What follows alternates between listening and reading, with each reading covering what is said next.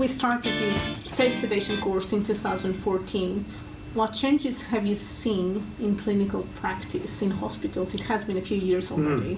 Okay, so the most obvious thing is when we first started, almost no one had heard of capnography and almost no one had capnography equipment in their rooms, in their procedure rooms. Now I'd say 50% of the candidates who come on our course have at least heard of capnography, and I'd say a lot of them have access to that machinery and equipment.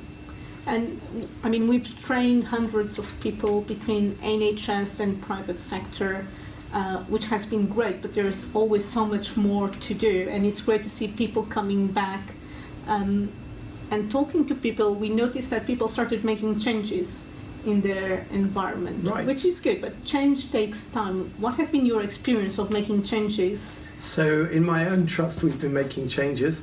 I mean, where I work, we have 10 cath labs, and making change, of course, takes time. The biggest part of it is convincing people. So education is a large part of convincing. And when they see how straightforward and simple our protocols are, I think they feel reassured.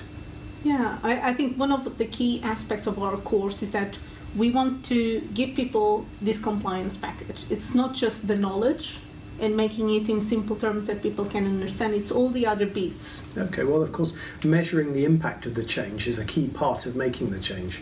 So Exactly. where there's baseline data, we have now good logbooks in comparison with that data. And I think we find that the incidence of adverse events is starting to fall. That's the experience in our trust, and I'm sure it's experience in other people's trust too.